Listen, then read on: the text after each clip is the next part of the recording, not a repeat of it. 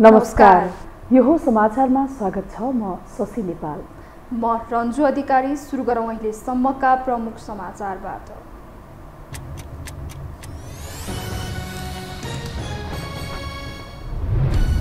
कांग्रेस केन्द्रीय कमिटी बैठकमा नेतृत्वको चर्को आलोचना। मन्त्रीहरूको जवाब चित्तो बुझ्दो नआएको नेताहरूको प्रतिक्रिया। फरक मतको सम्मान गर्न सभापतिलाई दबाब।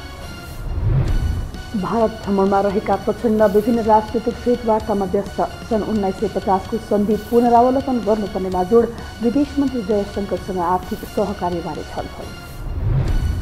वाम गठबन्धन चाहनेले कांग्रेसको साथ छोड्नुपर्ने ओलीको जिकिर। वाम एकतामा माओवादी नेताको जोड। ओली सरकारलाई हटाउन विदेशीको साथ रहेको यादवको दावी। फोहोरको पृथकीकरणमा नयाँ नियम लागू गर्दै काठमाडौँ महानगर। कुहिने र नकुहिने फोहोर छुट्याउन आग्रह गर्दै मेयरको घर दैलो। प्लास्टिकका झोलाका प्रयोग नगर्न आग्रह। राजनीतिक र आर्थिक अराजकताबाट बाहिर निस्कने प्रयासमा श्रीलङ्का। शक्तिशाली राष्ट्रहरूसँग पुनः सहयोगका हात फैलाउँदै नयाँ राष्ट्रपति चुन्ने तयारीमा दलहरू।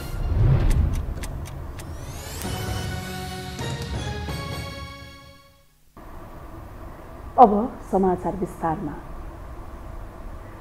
पार्टीभित्र सभापति शेरबहादुर देउवाको मनोमानी बढेको आवाज उठ्दै गर्दा देउवा भने अझ जबरजस्त रूपमा अघि बढेका छन्। जारी केन्द्रीय कमिटी बैठकमा उनले काममा अवरोध पुर्याए, विधान नै संशोधन गरेर तेस्रो पटक सभापति बन्ने धम्की दिएपछि इतर पक्ष सशङ्कित देखिएको छ। एक रिपोर्ट। अरूको प्रश्नले झोकिहाल्ने तथा आफ्नो धुन नछाड्ने व्यवहारकै कारण पटक पटक अक्षमको बाटो हिँडेका प्रधानमन्त्री तथा कांग्रेस सभापति शेरबहादुर देउवा पुनः सोही बाटोमा अघि बढेका छन्। असन्तुष्ट पक्षले आलोचना गरे कहिले 5 चोटि प्रधानमन्त्री बन्न चुनौती दिने त कहिले गठबन्धन विरोधी कार्य सह्य नहुने बताउने उनी आलोचनाले नसुध्रिने प्रष्ट भएको छ। विगतबाटै गठबन्धनको विपक्षमा रहेको शेखर कोइराला पक्षलाई पेलेरै अघि बढेका देउवाले आफ्नो गतिविधि अझै सुधारेका छैनन्। उनको यही प्रवृत्तिका कारण केन्द्रीय समितिमा प्रश्नको चाङ नै लागेको छ, जसको उत्तर दिनको साटो देउवाले पुनः विधानभन्दा माथि जाने चेतावनी दिएका छन्। कांग्रेसको विधानले 2 पटक मात्रै सभापति बन्न पाउने व्यवस्था गरेको छ, तर सानेपामा जारी केन्द्रीय समिति बैठकमा पार्टी नेतृत्व, गठबन्धन सरकारको नेतृत्व र कार्यशैलीमाथि प्रश्न उठाउने केन्द्रीय सदस्यहरूलाई जवाब दिने क्रममा झुकिएका देउवाले विधान संशोधन गरेर तेस्रो पटक सभापति बन्ने घुर्की लगाउन भ्याए। कसै गरी गठबन्धन टिकाउने आफ्नो जिम्मेवारी भएको देउवाको भनाइका बीच बैठकमा सांसद सञ्जय गौतमले गठबन्धन गर्दा सिट जिते पनि कांग्रेस हार्ने भन्दै गठबन्धनको विरोध गरेका थिए। तर देउवाले प्रतिकूलताका बीच गठबन्धनकै सहारामा कांग्रेसलाई ठूलो पार्टी बनाएर आगामी 5 वर्षका लागि सत्ता सुनिश्चित गर्ने दावी गर्दै आएका छन्। म योग्य मान्छेलाई, सक्षम मान्छेलाई पार्टीलाई पहिलो र प्रिय बनाएर नेतृत्व हस्तान्तरण गर्न चाहन्छु। विधानमै 2 पटक भन्दा हाम्रो छैन कि विधान संशोधन गर्नुपर्छ। तिमीहरू मलाई जेमा पनि किचकिच गर्ने, काम गर्न नदिने वास्ता गर्दैन कि विधान संशोधन गरेर म फेरि उठौँ, तर मेरो इच्छा छैन है। मेरो पार्टीलाई पहिलो बनाएर राम्रो मान्छे ल्याउने मेरो चाहना छ भनेर भन्नुभयो। विगतमा गिरिजाप्रसाद कोइरालाको निरन्तर पेलाइमा परेका देउवा त्यति बेलैबाट महत्त्वकांक्षी रहँदै आएका छन्। 2048 सालमा कोइरालाको नेतृत्वमा गृहमन्त्री बनेका देउवा 5 वर्षभित्रै प्रधानमन्त्रीको यात्रा तय गर्न सफल भएका थिए। पार्टीभित्रको बढ्दो सत्ता सङ्घर्षमा कृष्णप्रसाद भट्टराई र गणेशमान सिंहको प्रत्यक्ष अप्रत्यक्ष साथ पाएका देउवाले आफैलाई अघि बढाउने कोइराला विरुद्ध पार्टीको 10औं पोखरा महाधिवेशनमा नेतृत्वका लागि चुनौती दिएका थिए। राजनीतिक स्वार्थका लागि पार्टी निर्णय विपरीत देशमा सङ्कटकाल लगाउने निर्णय गरेको भन्दै पार्टीले कारबाही गरेपछि देउवाले यही कारण पार्टी नै फुटाएका थिए। एमाले सहितको सरकार सञ्चालन गरेका उनले लोकतान्त्रिक आन्दोलनपछि संविधान सभा निर्वाचनको पूर्व सन्ध्यामा कांग्रेससँग एकता गरेका थिए। संसदीय राजनीतिको निकै चतुर खेलाडी मानिने देउवा त्यसपछि पनि कांग्रेसमा छाउन सकेनन्। तर सुशील कोइरालाको मृत्यु पश्चात बिस्तारै पार्टीमा हावी भएका उनले 72 मा सभापति जितेपछि शक्ति विस्तार गर्दै लगे। यही उत्तर चढावयुक्त विगत भोगेका उनमा पछिल्लो समय एक्लैले विधान संशोधन गरिदिन सक्नेसम्मको महत्त्वकांक्षा पलाएको छ, जसलाई राजनीतिक विश्लेषकहरू भने जायज मान्न नसकिने बताउँछन्। मलाई लाग्छ त्यो एउटा उसको भावावेशको कुरा होला। त्यो प्रधानमन्त्री जस्तो मान्छेले त्यो भन्नु होला जस्तो लाग्दैन र भन्न उचित पनि होइन। तिनै कुराहरूमा हामी अलमली राख्यौँ भन्दै त फेरि अरू 5 वर्ष पनि त्यसरी जान्छ। अब हामी यी सबै कुराहरूबाट अगाडि बढ्नु पर्यो। हामी पनि हाम्रो सोचाइमा पनि अलिकति परिवर्तन गर्नु पर्यो। त्यस कारणले चाहिँ तपाईँले भनेको कुरा त्यो जसलाई पनि बिज्ने कुरा हो, तागत छ भने तिमीहरू गर भनेर प्रधानमन्त्रीको उसमा बसेर त्यो राम्रो कुरा होइन थियो। देउवाको विगतका अभ्यासहरूबाट पनि विधान विपरीतको यो अभिव्यक्तिलाई ठट्टाकै रूपमा मात्रै लिन सक्ने अवस्था छैन। यस्तो अवस्थामा उनी पछि नेतृत्व लिन्छु भन्नेहरू नै चुपचाप रहनुलाई अर्थपूर्ण मानिएको छ। निर्वाचनको मुखमा नेतृत्वको विरोध गर्दा चुनावमा टिकट नपाउने हो कि भन्ने आशंकामा नेताहरू तैचुप मैचुप देखिएको बुझ्न सकिन्छ।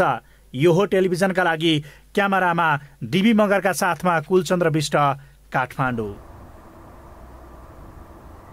प्रमुख सत्तारूढ दल नेपाली कांग्रेसको केन्द्रीय कार्यसमिति बैठकमा पदाधिकारी र मन्त्रीहरूले दिएको जवाफमा नेताहरूले असन्तुष्टि व्यक्त गरेका छन्। सरकार र पार्टी सञ्चालनका सवालमा सभापति देउवा आफ्नै नेताहरूको घेराबन्दीमा पर्दै आएका छन्। एक रिपोर्ट।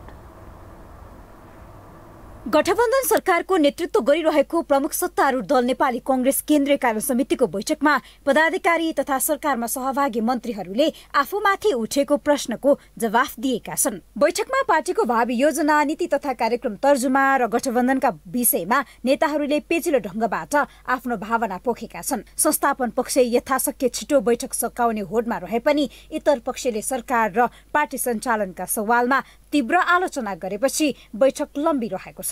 प्रधानमन्त्री समेत रहेका पार्टी सभापति शेरबहादुर देउवाले विधान बमोजिम पार्टी चलाउन नसकेको, जनजीविकाका सवालमा सरकार अति कमजोर साबित भएको भन्दै बैठकमा चर्को आलोचना भइरहेको छ। पार्टी नेतृत्वको तीव्र आलोचना भएपछि बैठकमा सभापति देउवाले सम्झाउने र थर्काउने दुवै विकल्प प्रयोग गरिरहेका छन्। लगातारको मन्थनले कांग्रेसभित्र अस्पष्ट धेरै विषयमा प्रष्ट हुन मद्दत गरेको नेताहरूको दाबी छ। जुन कुरामा कहिलेकाहीँ अज्ञानताका कारणले, कहिलेकाहीँ अल्प ज्ञानका कारणले र कहिलेकाहीँ आग्रह र पूर्वाग्रहका कारणले त्यस्ता विषयहरू उठ्छन्।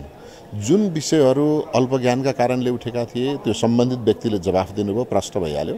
जुन कुरा अज्ञानताका कारणले भएको थियो त्यसको व्याख्या गर्नुभयो, उहाँहरूले बुझ्नुभयो, छलफल भयो, आफै बुझिसक्नु भएको छ। जुन कुराको आग्रह पूर्वाग्रह हुन्छ, पार्टीभित्र समूह उपसमूह हुन्छ, त्यो आधारले आग्रह भएका आग्रह पूर्वाग्रहलाई त्यसलाई कम गर्ने, न्यूनीकरण गर्नका लागि नेतृत्वले त्यसलाई चाहिँ सहज रूपमा सम्बोधन गर्नुहुन्छ बाँकी छ।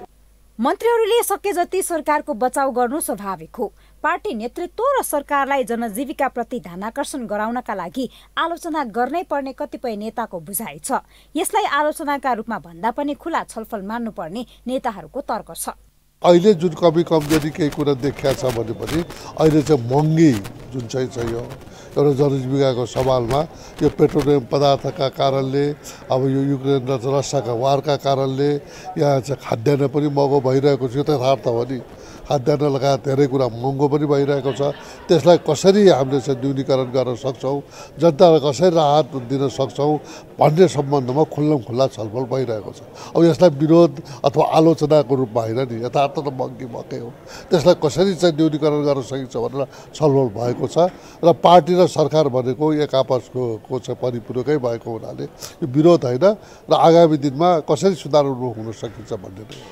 पार्टीको विधि पद्धतिका सवालमा विगतमा सभापतिको बढी आलोचना हुने कांग्रेसभित्र पछिल्लो समय महामन्त्रीहरूको भूमिकामा समेत नेताहरूले प्रश्न उठाउन थालेका छन्। यो विषयमा संस्थापन इतर पक्ष अग्रपंक्तिमा छन्। पार्टीलाई नै कमजोर बनाउने गुटगत प्रवृत्ति कांग्रेसमा मौलाउँदो छ। यसलाई बेवास्ता गर्दा पार्टी नै दुर्घटनामा पर्ने जोखिम एकातर्फ छ। त्यसैले असन्तुष्ट पक्षलाई विश्वासमा लिने र पार्टी हितमा प्रयोग गर्ने ल्याकत नेतृत्वमा कति रहन्छ भन्ने विषयले उपलब्धि निर्धारण गर्ने देखिन्छ।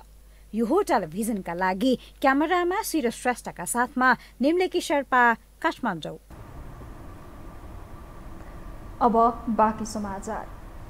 सत्ता गठबन्धनमा आबद्ध दुई ठूला दलका शक्तिशाली नेताहरू दिल्लीमा छन्। संसदीय निर्वाचन आउन 5 महिना बाँकी रहेका बेला सत्ता केन्द्रित दिल्ली दौडले सतहमा अनेक आशंका जन्माएको छ।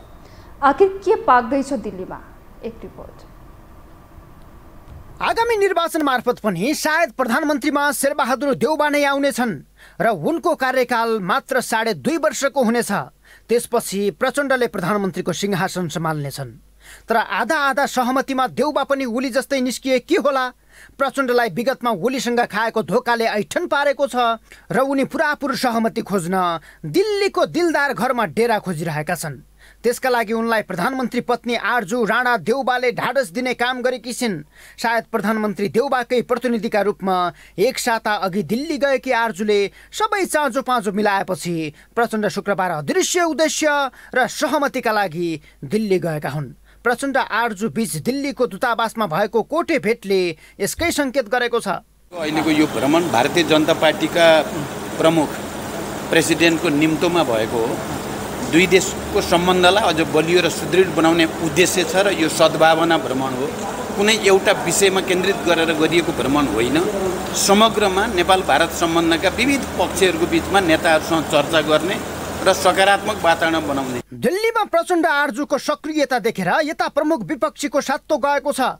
नेकपा एमालेको प्रचार विभाग उपप्रमुख विष्णु रिजालले प्रचण्ड आरजूको दिल्ली भेटलाई एउटा लज्जास्पद दृश्यका रूपमा व्याख्या गरेका छन्। 2007 मा राणा र काङ्ग्रेस बीच दिल्लीमा भएको सत्ता बाँडफाँडको बद्दा झल्को दिएको भन्दै सामाजिक सञ्जाल मार्फत आलोचना गरेका छन्। प्रचण्ड दिल्ली गएकै दिन एमाले सचिव योगेश भट्टराईले पनि उपसभामुखलाई भोट नहाली विदेश भ्रमणमा निस्किनु पर्ने हतारो के परेछ भन्दै प्रश्न गरेका छन्। उनले हिजो गए हतार हुने, भोलि गए ढिलो हुने, आजै जानुपर्ने भन्दै अर्को शङ्का समेत तिर्स्याएका छन्। किनकि नेपालको राजनैतिक गणितमा तेस्रो तर निर्णायक रहेका प्रचण्ड आगामी दिनमा जता जान्छन् उतै कित्ता बलियो हुनेछ। जन आम निर्वाचन अघि नै गठबन्धन भत्काउने एमालेको तयारीमाथि हिलो छ्याप्ने गरी प्रचण्डले दिल्ली दौड चलाएपछि एमालेको तापक्रम झनै बढेको छ। उहाँ बिरामी भएर जानुभयो, उहाँ आफ्नो कार्यक्रममा जानुभएको, उहाँसँग भेट हुनु स्वाभाविकै हो। एउटा बिरामी भएर जानुभएको छ, एउटा उहाँ जानु चाहिँ आफ्नो कार्यक्रममा जानुभएको छ। तर यो सम्बन्धमा सत्ताकै फेरबदलका लागि अथवा गठबन्धनका लागि उहाँ जानुभएको जस्तो मलाई लाग्दैन। तर अब राजनीतिक कर्मीका नाताले त्यहाँ जाँदा केही कुरा हुनु पनि सक्छ। 5 दलीय गठबन्धन नेतृत्वको सरकार, त्यसमा पनि कांग्रेसका सभापति देउबाको नेतृत्वले भारतलाई खुसी दिएको छ। 2075 मा नेकपा बनाएर अध्यक्ष बनेका प्रचण्डतिर भने त्यसयता दिल्लीको ध्यान भङ्ग भएको थियो। अहिले आएर देउबा प्रचण्ड एकै ठाउँमा उभिएपछि भने भारतका लागि त्यो कम्फर्टेबल भएको छ। फलत दिल्लीको चासो र रुजाइमा प्रचण्ड परेका छन्। चिनिया कम्युनिस्ट पार्टीका नेताको नेपाल आगमन र वाम एकताको प्रयासले दिल्लीलाई झनै अधैर्य बनाएको थियो। भारतीय सत्तारूढ पार्टीका अध्यक्षदेखि प्रधानमन्त्री र विदेश मन्त्रीले प्रचण्डप्रति दर्शाएको महत्त्वले सरकारकै तर्फबाट गरिएको भ्रमण जस्तो देखाएको छ। यो अवसरमा प्रचण्ड सत्ता स्वार्थमा मात्रै सीमित रहन्छन् कि राष्ट्रिय स्वार्थलाई ध्यानमा राखेर सीमा विवाद सहितका मुद्दा उठाउँछन्, त्यो महत्त्वपूर्ण हुनेछ। Left by history that need to be addressed in good faith to fully realize the potential of Nepal-India relation and the bilateral cooperation. The matters related to 1950 treaty, boundary and the EPG report need to be resolved through diplomatic efforts and dialogue. In the spirit of good neighborliness, we can make our relation problem-free. तर उनले यही सन्धि पुनरावलोकनको कुरा विदेश मन्त्रीसँगको भेटमा उठाएका छैनन्। नेपालीहरू सहितको सहायक फोरममा विषयको उठान गरे पनि आइतबार प्रधानमन्त्री नरेन्द्र मोदीसँग कुन रूपले पेश हुन्छन् त्यसले अर्थ राख्नेछ। नत्र सीमा सन्धिका कुरा खपतका लागि मात्रै हुनेछन् भने प्रचण्ड आरजूको दिल्ली दौड सत्ता हितभन्दा अघि बढेर देश हित हुने छैन। यो हो टेलिभिजनका लागि सन्तोष बिके थापा, काठमाडौँ। नेकपा एमालेका अध्यक्ष केपी शर्मा ओलीले वामपन्थी एकता र तालमेल चाहनेहरूले काङ्ग्रेसको साथ छोड्नुपर्ने बताउनु भएको छ। नेपाल चीन हिमालयन मैत्री समाजले आज काठमाडौँमा आयोजना गरेको नेपालको भू राजनैतिक अवस्था, यसका चुनौती र अबको बाटो विषयक विचार गोष्ठीमा बोल्दै ओलीले वाम एकताका लागि आफू बाधक नरहेको बताउनु भयो। कार्यक्रममा ओलीले काङ्ग्रेसको पुच्छर बनेका दलहरूलाई कम्युनिस्ट हौं भन्ने अधिकार नभएको बताउनु भयो। सोही कार्यक्रममा नेकपा माओवादी केन्द्रका नेता नारायण काजी श्रेष्ठ सबै वामपन्थी पार्टीहरूलाई तालमेलका लागि आग्रह गर्नुभएको थियो। मुलुकलाई सङ्कटबाट जोगाउनका लागि पनि सबै वामपन्थी शक्तिहरू तालमेल गरेर अघि बढ्नुपर्ने उहाँको तर्क थियो।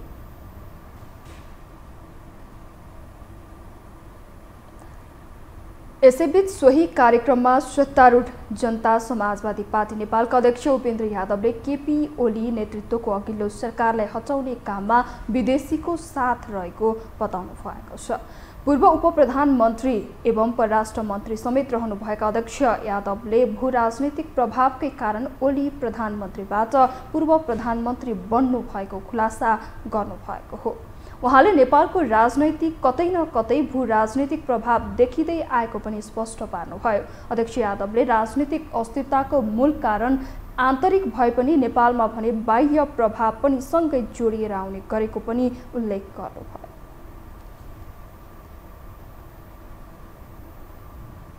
नेपालको पोजिसन हेर्दाखेरि बडो संवेदनशील छ र अझै हुँदै गएको छ। हामीले अलिकति यो बेलामा कता कता बढी पुरानो नयाँ बाटो लिन लाग्यौँ कि भन्ने कहिलेकाहीँ देखिन्छ भने निश्चित रूपमा पछिल्लो चरणमा रसियाले उक्रेनमाथि गरेको आक्रमण, त्यसको समर्थन गर्न सकिने अवस्था नै छँदैन। तर भारत र चीन समेतले हाम्रा दुई विशाल छिमेकी मुलुकले तटस्थ बसेको या सोही कार्यक्रममा राष्ट्रिय प्रजातन्त्र पार्टीका अध्यक्ष राजेन्द्र लिङदेनले पछिल्लो समय मुलुकको परराष्ट्र सम्बन्ध कमजोर भएको भन्दै चिन्ता व्यक्त गर्नुभयो। अध्यक्ष लिङदेनले पछिल्लो दिनमा सहायताको नाममा, विकासको नाममा सांस्कृतिक क्षेत्रमा भइरहेको अतिक्रमणले मुलुकको परराष्ट्र नीति चिन्ताजनक अवस्थामा पुगेको बताउनु भएको हो।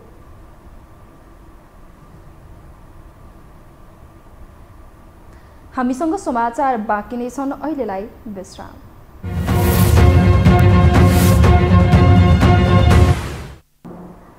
विश्रामपछि स्वागत छ। अब बाँकी समाचार। प्रमुख प्रतिपक्ष दलको नेतालाई प्रधानमन्त्रीको विकल्पका रूपमा हेरिन्छ। सरकार तलमाथि भए सत्ताका लागि प्रतिपक्ष नै पहिलो भागीदार हो। यसै कारण प्रधानमन्त्री र प्रतिपक्ष दलको नेताबीच निकै टकराव हुन्छ। तर देउबा र ओलीको बीचको सम्बन्ध निकै नरम थियो। अहिले आएर भने ओली देउबाप्रति आक्रामक बन्न थालेका छन्। एक रिपोर्ट। बितेको एक वर्ष सत्ता खुसिएको आवेगमै बिताएको प्रमुख प्रतिपक्षी दल एमाले र यसका अध्यक्ष केपी शर्मा ओलीको विरोधको तारोमा आजभोलि प्रधानमन्त्री देउबा परेका छन्। यसअघि माओवादी केन्द्रका अध्यक्ष पुष्पकमल दाहाल प्रचण्ड र नेकपा एकीकृत समाजवादीका अध्यक्ष माधव कुमार नेपालमाथि ओलीको निशाना थियो। अहिले देउबामाथि ओलीले प्रहार गर्न थालेका छन्। सरकार कसले चलाउँछ यो दुनियाँलाई थाहा भइसकेको छ, तपाईँहरूलाई पनि थाहा छ, मैले किन भनिरहने। म सरले चलाउनुहुन्छ कि म्याडमले चलाउनुहुन्छ यतापट्टि पनि जान चाहन्न। यसले हैजा फैलाउँछ, यसले समाजलाई दूषित गर्छ। प्रयोजन सिद्धिसकेपछि, जीवन त नभइसकेपछि मरेको चिज बोकेर हिँड्दा यो डेड भइसक्यो यो गठबन्धन। गत वर्षको असार 28 मा सर्वोच्चले 24 घण्टा भित्रै देउबालाई प्रधानमन्त्रीमा नियुक्त गर्नु भन्ने आदेश सहित राष्ट्रपतिका नाममा परमादेश जारी गरेको थियो। त्यसकै बलमा देउबाले असार 29 मा शपथ खाएका थिए। असार 30 मा कार्यकर्ताको मार्च सहित बालुवाटारबाट बालकोट फर्किएका ओलीको आवेग देउबा भन्दा बढ्ता प्रचण्ड माधवमा केन्द्रित थियो। बालकोटको बारदलीबाट माधव नेपाललाई गद्दार घोषणा गरेको त्यति बेला नै हो। त्यसकै आवेगको पट्टाक्षेप संसदले 6 महिनासम्म बेहोर्यो। तैपनि ओली देउबाप्रति नरम नै थिए। तर प्रमुख प्रतिपक्षलाई सडकदेखि सदनसम्म देउबाले भाउ दिन छोडेपछि भने ओलीको पारो चढेको छ। संसदमा प्रतिपक्षले उठाएका प्रश्नमा देउबाको नजरअन्दाज, एमालेका माग सम्बोधनमा बेवास्ता र बजेटमा समेत एमालेकै विरोध गरिएपछि ओली आक्रामक बन्न थालेका छन्। विपक्षी दलको नेताले विपक्षी मत बटुल्नलाई त्यति भन्नु कुनै ठुलो कुरो होइन कि त्यसलाई आक्रामक भन्न मिल्दैन। त्यसो भन्नुहुन्छ भने त ओली र देउबा मिलेर हिजो संवैधानिक आयोग गठन देउबाजीले आफ्नो मान्छे 12 जना छिराएको होइन। देउबाका मान्छेलाई खुरुखुरु नियुक्ति गरिदिए ओलीले, प्रचण्डका मान्छे र चाहिँ माधवका मान्छे नगरेपछि पार्टी फुट्या त हो नि होइन। यिनीहरूको साइकोलोजी त सैद्धान्तिक फुट त होइन नि। यो आफ्ना मान्छे संवैधानिक आयोग नियुक्ति गर्न पाइने भन्ने न हो, भाग पाएन मतलब त्यही नै हो। एमाले सरकारमा रहँदा कमजोर प्रतिपक्षको भूमिका निभाएका देउबालाई ओलीले समेत एमसीसी सहितका धेरै मुद्दामा मौन बसेर समर्थन जनाएका थिए। मूलत ओलीको उद्देश्य गठबन्धन फुटाउने थियो र त्यसका लागि प्रचण्ड माधवलाई आन्तरिक कलहमै फसाएर सफल हुने चाहना देखिन्थ्यो। यसका लागि एमसीसीमा समर्थन दिने र सरकारलाई सङ्कटमा पर्न नदिने वचन दिएर ओलीले देउबालाई फकाउन नखोजेको पनि होइन। 5 पटकसम्म बालकोट र बालुवाटारमा दुवै बीच वार्ता भए पनि तालमेल जुर्न सकेन। बरु ओली देउबा मिल्ने डरकै कारण प्रचण्ड माधव एमसीसी स्वीकार्न बाध्य बने। अनेक तिग्डम गर्दा पनि ओलीले चाहे जस्तो गठबन्धन टुट्न सकेन। प्रधानमन्त्री देउबा गठबन्धनमाथि निकै वफादार देखिँदै गएपछि भने ओली जङ्गिन थालेका छन्। अब देउबाको विरोध गरेरै आम निर्वाचनमा पहिलो हुने उद्देश्यसहित ओली देउबाप्रति आक्रामक बन्न थालेका हुन्। यो हो टेलिभिजनका लागि सन्तोष बिके थापा, काठमाडौँ। अब बाँकी समाचार। काठमाडौँ महानगरले साउन 1 देखि फोहोरको पृथकीकरण घरैमा गर्नुपर्ने नियम कार्यान्वयनमा ल्याउने भएको छ। महानगरलाई स्वच्छ सफा राख्न र फोहोरलाई मोहरमा परिणत गर्न महानगरले यसलाई कार्यान्वयनमा ल्याउन लागेको हो। एक रिपोर्ट। काठमाडौँ महानगरपालिकाको फोहोरलाई व्यवस्थित गर्ने मुख्य एजेन्डाका साथ मेयर बनेका बालेन्द्र शाह आजको दिनसम्म आफ्नो प्रतिबद्धतामा अडिग देखिन्छन्। निर्वाचित भइसकेपछि उनले दिने गरेको अभिव्यक्ति र कार्यले पनि उनी आफ्नो बोलीमा प्रतिबद्ध रहेको जनाउँछ। उनले फोहोरलाई व्यवस्थित गर्न साउन 1 देखि फोहोरको वर्गीकरण स्रोतमा नै गर्ने नियम कार्यान्वयनमा ल्याउँदैछन्। यसैका लागि मेयर बालेन आफ्नो टोलीसहित शनिबार राजधानीको टोल टोलमा पर्चा बाँड्दै गरेको दृश्य देखिन्थ्यो।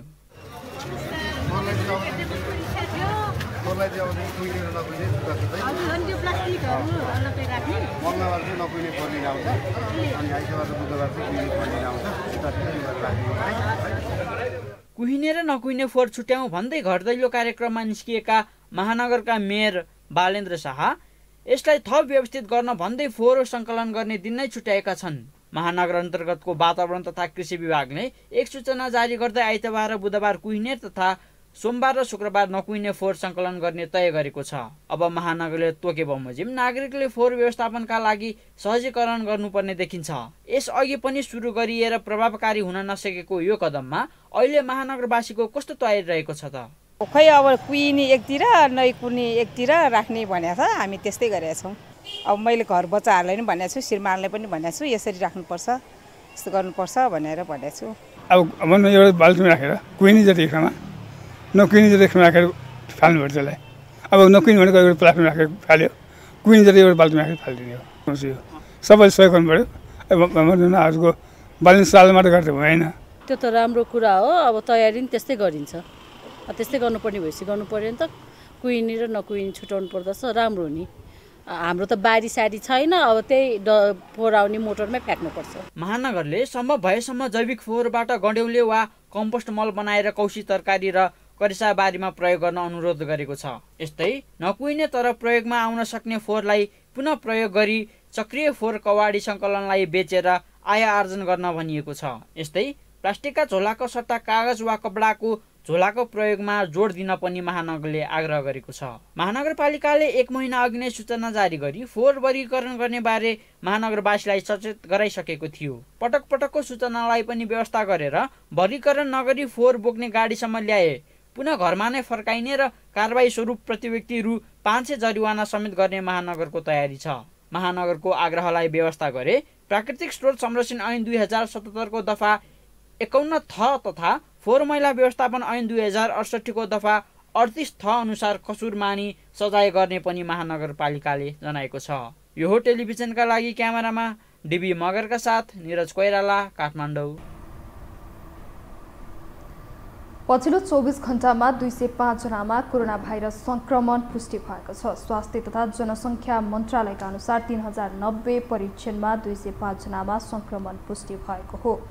पछिल्लो 24 घण्टामा कोरोना संक्रमण मुक्त हुनेको सङ्ख्या 51 रहेको छ। शनिबारसम्म नेपालमा कोरोना भाइरसको सक्रिय संक्रमितको सङ्ख्या 1385 पुगेको छ।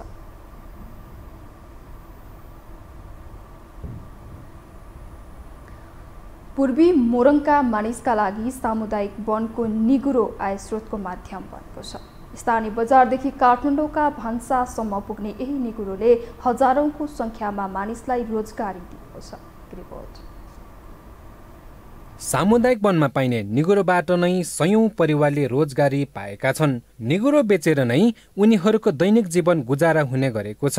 निगुरोको सिजन भएकोले पनि निगुरो टिप्नको लागि मोरङका सामुदायिक जंगलमा जाने गरेका मानिसहरू बिहानैदेखि उल्लेख्य हुने गरेका छन्। परिवार चलाउन तरकारी व्यापारीहरू निगुरो टिप्नको लागि टाढा टाढाबाट सामुदायिक जंगलमा जाने गर्दछन्। पूर्वी मोरङका जंगलमा बिहानै झिसमिसेबाट नै डोको बोकेर पस्नेको ठूलो संख्या देख्न सकिन्छ।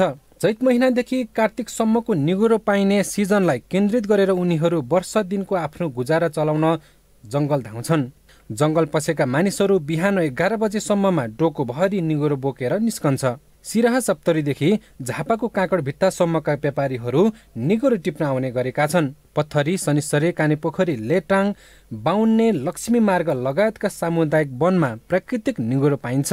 यही निगुरोको कारण कतिपयको दैनिक गुजारा चल्ने गरेको छ। स्थानीय बजारदेखि काठमाडौँका भान्सासम्म पुग्न यहाँको निगुरोले हजारौंको संख्यामा मानिसलाई रोजगारी दिएको छ। पछिल्लो समय निगुरो व्यापार गरेर आफ्नो दैनिक गुजारा चलिरहेको व्यापारीहरू बताउँछन्। म 32 सालदेखि गर्न थालेको होइन, अनि के अरे अब 10 पैसा मुठाले म बेच्दै थिएँ। अहिले फेरि म गर्न थालेँ। अब यही निगुरोको व्यापार अब निगुरैमा फाइदा हुन्छ त के गर्ने। दिनको 50 देखि 60 मुठा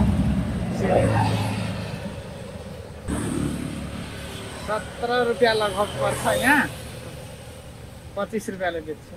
25 लान्छु नि, उहाँ लगेर 20 ले दिन्छु।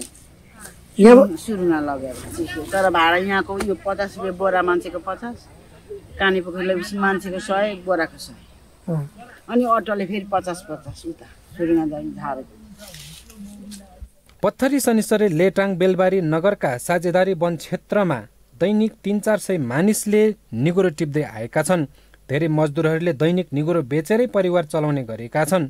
यो क्षेत्रमा सयौं हाराहारी ठेकेदारले दैनिक ठूलो संख्यामा निगुरो संकलन गरी विभिन्न बजारमा बिक्री गर्ने गरेका मजदुरहरू बताउँछन्। दैनिक एकजनाले 30 देखि 70 मुठासम्म निगुरो टिप्ने गरेको उनीहरूको भनाइ छ।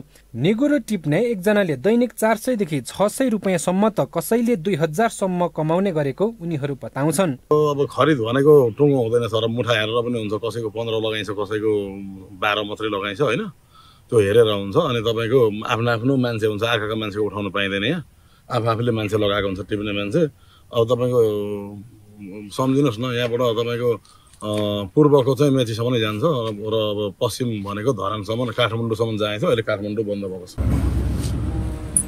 60 देखि लगेर घट्दै घट्दै गएको त्यही हो, 45, 48, धरान, इटरी, विराटनगर, पूर्वाबारी सबै काचा कुतुब त्यहाँ भन्दा चाहिँ अब अरू काठमाडौँ चाहिँ ठेका जान्छ। वैशाखदेखि कार्तिकसम्म 5 महिना, अनि दिनको 25-30 मुठा, 150 जना हुन्छ एक दिनमा।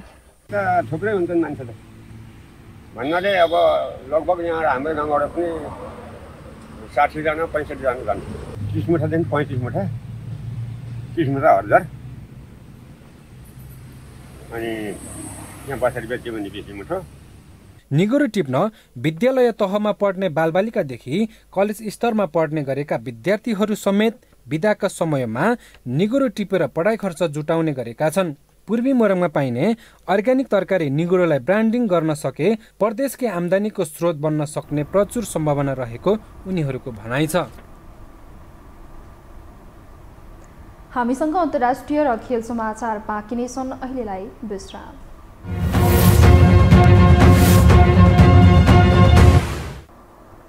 विश्रामपछि पुनः स्वागत छ। अब पालो अन्तर्राष्ट्रिय समाचारको।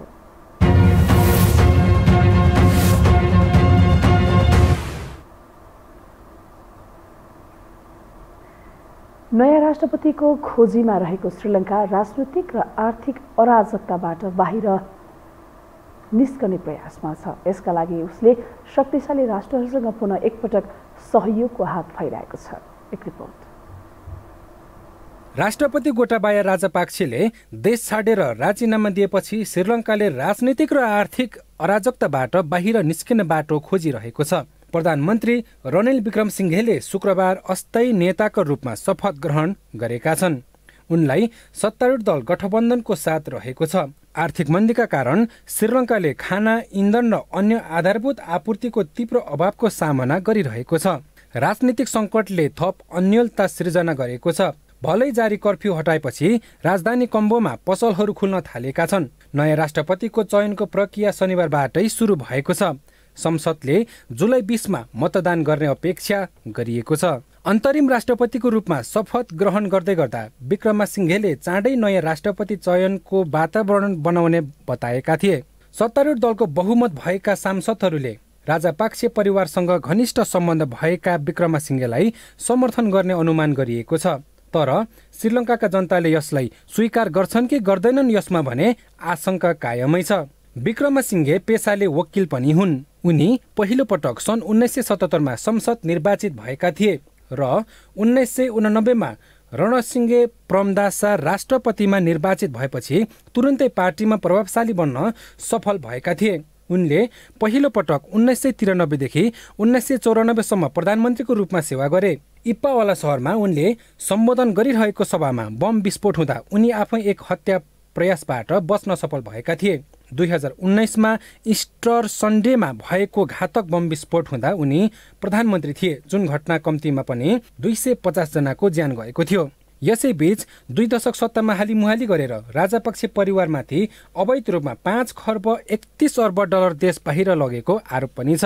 अहिलेको विद्रोहपछि विश्लेषकहरूले राजापाक्से परिवारका कुकर्मको राजनैतिक हिसाब किताब सुरु भएको अनुमान गर्न थालिएको छ।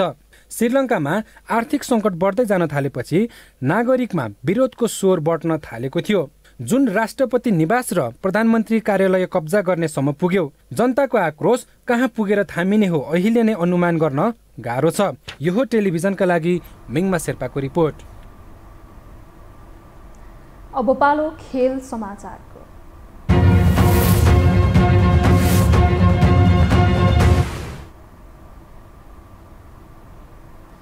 आइसिसी पुरुष विश्वकप लिग 2 को त्रिकोणात्मक सिरिज अन्तर्गत नेपाल र नामिबिया बीचको खेल जारी छ। नामिबियाले टस जितेर पहिलो ब्याटिङ रोजेको छ। नामिबिया विरुद्ध नेपालले एक खेलाडी परिवर्तन गरेको छ। करण केसी टिम बाहिर रहँदा पवन सराफ सुरुवाती 11मा अटाएका छन्। नेपाल आज नामिबियालाई हराउँदै सिरिजमा लगातार दोस्रो जित निकाल्न चाहन्छ।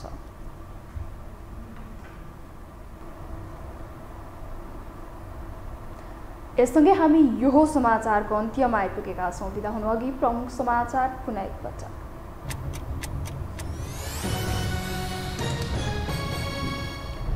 कांग्रेस केन्द्रीय कमिटी बैठकमा नेतृत्वको चर्को आलोचना। मन्त्रीहरूको जवाबचित्त बुझ्दो नआएको नेताहरूको प्रतिक्रिया फरक मतको सम्मान गर्न सभापतिलाई जवाब। भारत भ्रमणमा रहेका प्रचण्ड विभिन्न राजनीतिक भेटवार्तामा व्यस्त। सन् 1950 को सन्धि पुनरावलोकन गर्नुपर्नेमा जोड। विदेश मन्त्री जयशंकरसँग आर्थिक सहकार्यबारे छलफल। वाम गठबन्धन चाहनेले कांग्रेसको साथ छोड्नुपर्ने ओलीको जिकिर। वाम एकतामा माओवादी नेताको जोड। ओली सरकारलाई हटाउन विदेशीको साथ रहेको यादवको दाबी। फोहोरको पृथकीकरणमा नयाँ नियम लागू गर्दै काठमाडौँ महानगर कुइने र नकुइने फोहोर छुट्याउन आग्रह गर्दै मेयरको घर दैलो प्लास्टिकका झोलाका प्रयोग नगर्न आग्रह।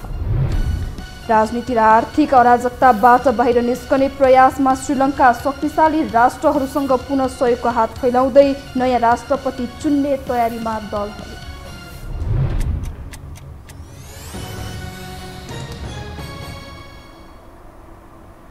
हवस् त यो समाचार सकियो। समाचार बुलेटिनका साथै यो टेलिभिजनका सम्पूर्ण कार्यक्रम yoho.television.com, yohokhबर.com, युट्युब र फेसबुकमा पनि पढ्न र हेर्न सक्नुहुनेछ। मोबाइलमा योहो टिभी एप डाउनलोड गरी हामीलाई प्रत्यक्ष हेर्न सक्नुहुनेछ।